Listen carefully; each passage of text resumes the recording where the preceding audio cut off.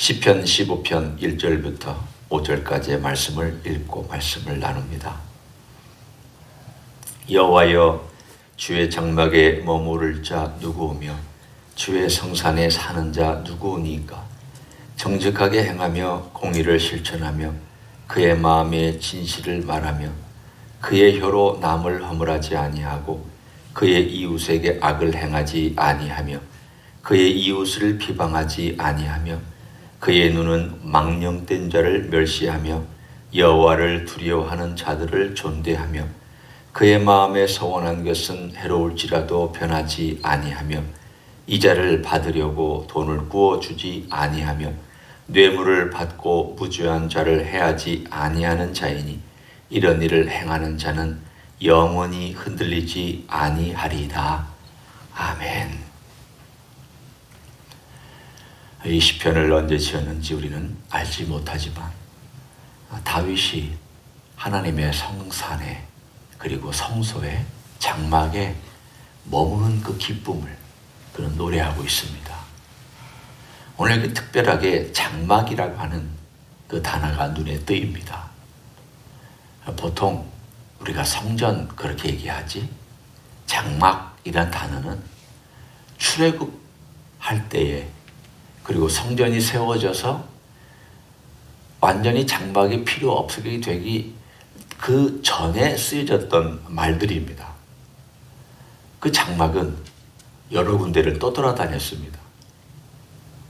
광해 40년에는 광해를 떠돌아다녔고, 또 이스라엘 민족이 가나안 땅에 들어와서는 실로에 있었다가 노베에 있었다가, 그리고 나서는 잠깐 베들레도 있었다가, 그리고 예루살렘에 나중에 다윗이 예루살렘을 수도로 삼은 다음에는 장막만 예루살렘에 와 있었던 때가 있습니다. 후에 언약궤를 가지고 와서 거기다가 안치를 시킨 그러한 일들이 사실은 역사상으로 굉장히 떠도는 이야기, 그야말로 장막이 어느 한 곳에 머물지 못한 이야기, 이스라엘 역사 가운데 갖고 있습니다. 다윗이 제일 기뻐했던 때가 언제였는가? 그의 생에 여러 기쁨의 날들이 있지만 일단 장막을 예루살렘에 이렇게 모셔놓고 그 다음에 하나님의 언약궤를 기럇 여아림으로부터 모셔올 때 다윗이 제일 기뻐했습니다. 우리는 그 다윗의 기쁨을 얼마나 기쁘고 얼마나 좋았던지 춤을 덩실덩실 추고 노래 부르고 그야말로 그 몸으로 뭔가를 표현하지 아니하면 미칠 것 같은 그 기쁨을 다윗은 표현했습니다. 그만큼 다윗은 하나님을 사랑했습니다. 따라서 오늘 이 장막을 보면 우리는 다윗이 하나님과 어떤 관계를 맺고 있었는가를 볼 수 있는 단어이기도 합니다. 그럼 도대체 다윗이 그 장막에 가서 뭐 했을까? 그리고 여호와의 성산에서 산다고 하는, 머문다라고 하는 것과 산다라고 하는, 충분히 24시간 사는 건 아닌데 그렇지 않습니까? 여러분도 이 교회에 오셔서 1시간, 길어야 2시간 이렇게 잠깐 머물다 가시지 여기서 사시는 건 아니잖아요. 그렇지만 어떨 때는 내 마음은 교회에서 삽니다. 저는 교회에서 사는 사람입니다. 라는 표현은 교회를 사랑하고 또 교회에서 열심히 일하고 뭔가 교회에 자기의 생각과 활동과 시간을 많이 둘 때 우리는 그렇게 얘기할 수 있습니다. 다윗이 어떻게 해서 그런 삶을 살게 되었을까? 마치 자기 궁궐이나 자기의 집보다도 여호와의 장막에 머무는 그 시간이 많은 것처럼 느껴지고 그게 더 즐거워서 그 퀄리티 타임이 더 귀하고 값져서 나는 궁궐에 있는 시간보다 여호와의 성전에 여호와의 장막에 있는 시간이 더 좋아. 그 시간이 더 행복해. 그 시간은 시간 가는 줄 모르겠어. 그때 너무너무 행복해 라고 말할 수 있는 근거가 어디 있습니까? 그 근거는 하나님 그분이 다윗을 만나주는 데 있습니다. 여러분이 어느 집에 초청을 받아서 갈 때 기분 좋은 초청받은 그런 마음이 어느 때 생깁니다. 초청해 주신 분이 정말 대화를 잘 이끌어 주시거나, 또는 그 음식이 너무 맛있거나, 또는 그분과 함께 있으면 행복하거나, 또는 그 자리에 있으면 모든 것이 채워지는 느낌을 받거나, 또는 여러 가지 가운데서 내가 그 시간에 가면 힐링이 되고 회복이 되고 뭔가 내가 충족되는 느낌을 받고, 살만나지, 이제 내가 또 가서 그 에너지를 가지고 살아야지, 어떤 그런 만남과 교제가 있으면 여러분은 초청받았을 때 기쁨으로 그 자리에 갈 것입니다. 그런데 다윗은 이 모든 것을 다 바로 하나님과의 관계에서 경험하고 있습니다. 어렸을 때부터 하나님을 만나서 찬양하고 하나님의 은혜와 하나님의 도움을 늘 경험하며 살았습니다. 가는 곳마다 비파와 수금을 뜯으면서 하나님께 찬양했습니다. 곰과 늑대와 싸울 때에 하나님의 도움을 구할 때마다 하나님께서 현장에서 지켜주셨고, 기묘한 방법으로 그로 하여금 곰과 사자와 늑대를 이기게 해주셨습니다. 생각해 보십시오. 12살에서 15살의 청소년이 곰과 사자와 늑대와 싸운다는 것이 사실은 상상이 안 됩니다. 그러나 그는 그렇게 했다고 자기 입으로 고백을 했기 때문에 우리 그렇게 알고 있습니다. 그는 그 특별한 상황 속에서도 하나님을 의지하면서 하나님의 특별한 도움, 전혀 이길 것 같지 않은데 이기고, 전혀 극복하지 못할 것 같은데 극복하는 그 신기한 경험들을 쌓아오면서 하나님이 나와 함께 하신다는 것을 그의 삶으로 경험했던 사람입니다. 나중에 군인이 되었습니다.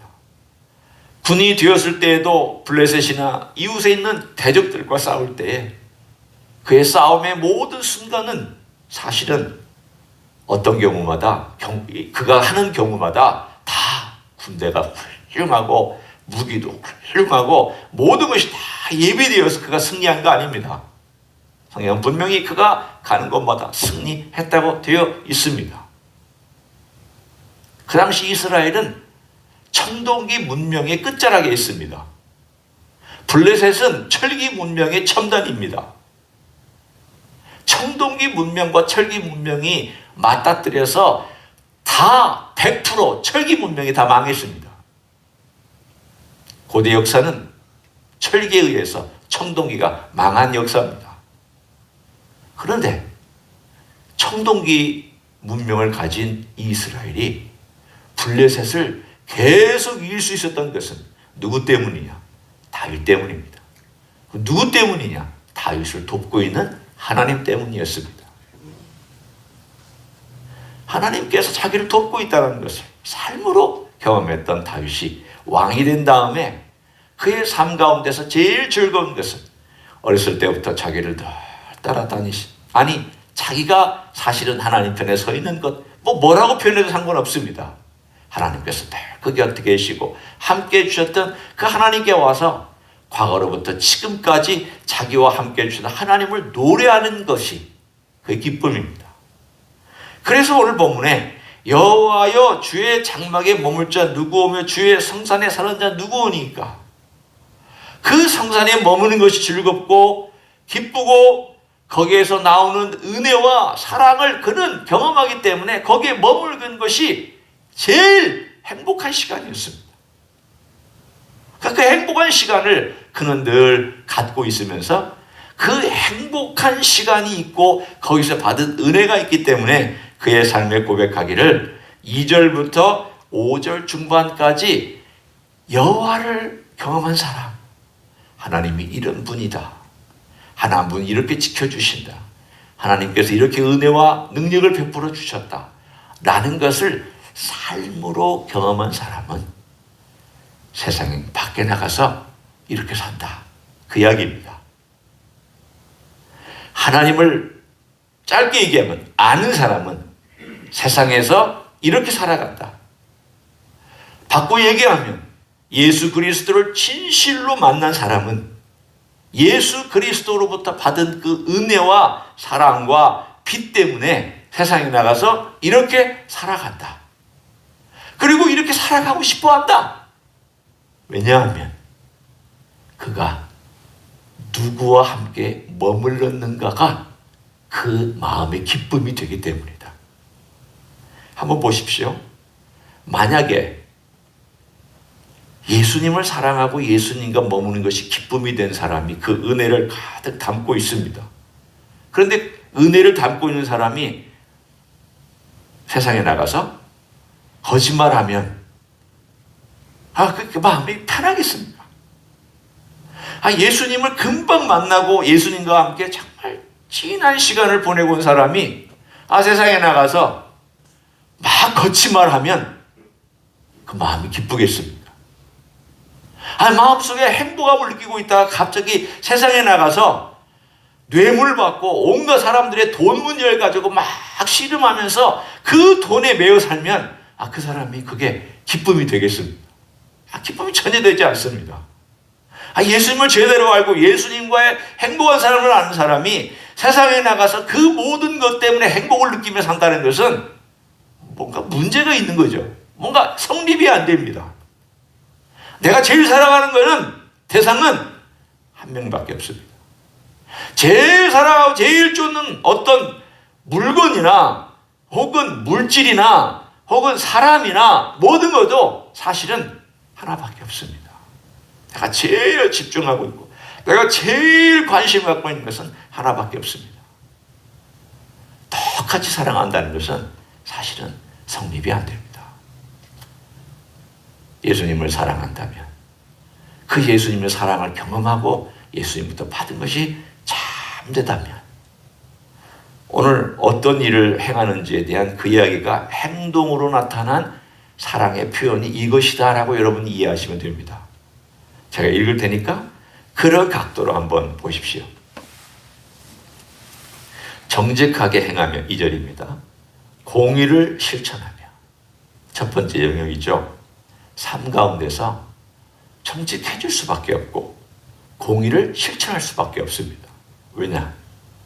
예수님이 정직하고 예수님이 공의로우신 분이기 때문에 그분과 함께 교제를 나눈 사람은 그분으로부터 받은 그 영향력에 의해서 정직하고 공의를 실천하도록 되어 있습니다. 두 번째, 그의 마음의 진실을 말하며 그의 혀로 남을 허물하지 아니하고 그의 이웃에게 악을 행하지 아니하며 그의 이웃을 비방하지 아니하며 대부분 입술로 짓는 죄나 그렇게 하지 않는 것에 대한 묘사를 합니다. 예수님은 오늘 본문에 있는 내용 그대로 진실하며 남에 대하여 허물을 말하지 아니하셨고 이웃에게 악을 행하기보다는 선을 행하셨으며 그 이웃을 비방하기보다는 용서하셨습니다. 그럼 내가 예수님을 경험하고 안다고 한다는 말은 그대로 산다는 것을 의미합니다. 세 번째, 4절입니다. 그의 눈은 망령된 자를 멸시하며 여호와를 두려워하는 자들을 존대하며 여기서 망령된 자들이란 우상을 숭배하고 하나님을 떠난 자들을 말합니다. 결국 하나님을 섬긴다고 말하면서도 우상을 섬기는 자에 대한 것을 얼마나 싫어하는지 그것과 하나님을 두려워하고 경외하는 자에 대하여 존대하고 칭찬하는 그 마음. 우리 주님도 그러셨습니다. 우리 주님께서 우상을 숭배하는 자를 칭찬해 주시지 않았습니다. 바리새인들 칭찬하시지 않았습니다. 바리새인은 여호와를 잘 섬긴다고 했지만 그들 마음에 큰 우상들을 갖고 있었습니다. 자기가 우상이었습니다. 내가 우상이었던 그 바리새인들에 대하여 책망하고 분명히 주님께서는 그들이 얼마나 잘못됐는지에 대해서 정확하게 말씀해 주셨습니다. 또한 거기에 그의 마음의 네 번째, 서원한 것은 해로울지라도 변하지 아니하며. 생각해 보십시오. 이게 예수님에게 그대로 해당되는지. 예수님, 하나님께 서원한 것 그대로 행하셨습니다. 하나님께 약속한 것 이 땅에 오셔서 변하는 마음이 없이 십자가 지셨고 우리의 죄를 위해 돌아가셨고 모든 것 다 행하셨습니다. 자기의 서원한 것 100% 하나님께 다 갚으셨습니다. 예수님만한 사람 서원한 것 갚고 싶어하고 갚으려고 합니다. 다섯 번째, 5절에 이자를 받으려고 돈을 구워주지 아니하며 뇌물을 받고 무죄한 자를 해하지 아니하는 자다. 돈 문제에 대하여 이웃을 해하려 하지 않는다. 바로 그런 메시지입니다. 우리 주님은 당연히 이런 일은 하시지 않았죠. 가난하게 사셨죠. 오히려 주님께서 오늘 적어도 4-5가지 영역에서 우리 주님께서 베풀어 주셨던 그 모든 것들을 보면 이 땅에 오셔서 하나님의 사랑이 무엇인지에 대하여 보여주셨고 하나님을 사랑하는 자가 어떤 삶을 살아가는지를 우리들에게 샘플로 보여주신 이야기이기도 합니다. 우리 주님은 이 땅에 우리를 구원하기 위해서 오셨고 분명히 십자가에서 우리 죄를 위하여 돌아가시고 대속하시게 오셨습니다. 100% 맞고 200% 맞습니다. 그러나 동시에 플러스 주님은 이 땅에 오셔서 하나님을 사랑하는 사람이 어떻게 이 땅에서 살아가는지도 샘플로 보여주셨습니다. 여호와의 성산에 거하는 자, 여호와의 장막에 거하는 자가 어떻게 이 땅에 오셔서 우리를 위하여, 인류를 위하여, 가난한 자를 위하여, 벌거벗은 자를 위하여 사셨는가를 그대로 보여주시면서 우리에게 샘플로 너도 나를 따라 그렇게 살아라. 이제 숙제가 있습니다. 그럼 어떻게 제가 그렇게 삽니까? 저는 아무리 해도 안 되는 일이지 않습니까? 이게 어떻게 지켜집니까? 정직하는 것 쉽지 않습니다. 의를 행하는 것 어렵습니다. 제 입술로 범죄하지 않는 것 이건 정말 어렵습니다. 여기 있는 것 어느 것 하나 쉬운 것 없습니다. 맞습니다. 우리의 정직한 고백은 어느 것 하나 쉬운 것이 없더라고 고백하는 것입니다. 그러나 왜 또한 이것이 되느냐? 오늘 본문의 1절에 또 답이 있습니다. 여호와여 주의 장막에 머물 자 누구오며 주의 성산에 사는 자 누구오니까?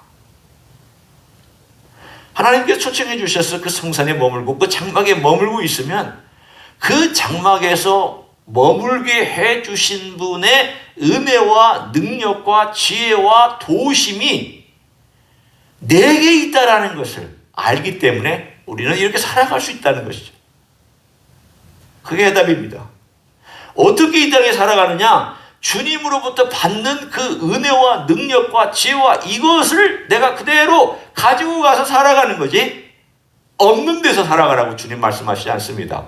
내가 줄 테니 살아가라는 겁니다. 내가 베풀 테니 너는 그렇게 걸어가라는 그런 말씀입니다. 내가 도와줄 테니 너는 그렇게 행하라는 것입니다. 그러면 우리는 어떻게 해야 되느냐?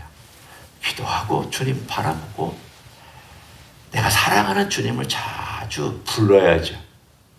거하는 것처럼 예배당에 와서 기도하는 것처럼 있는 현장에서도 또 부르고 내가 서 있는 곳, 있는 곳에서 주님의 이름을 부르며 주님의 임재를 늘 경험하는 그 삶이 결국은 우리들이 이 땅에 살아가는 동안 그리스도인다운 삶을 살아가게 하는 비결인 줄로 믿습니다.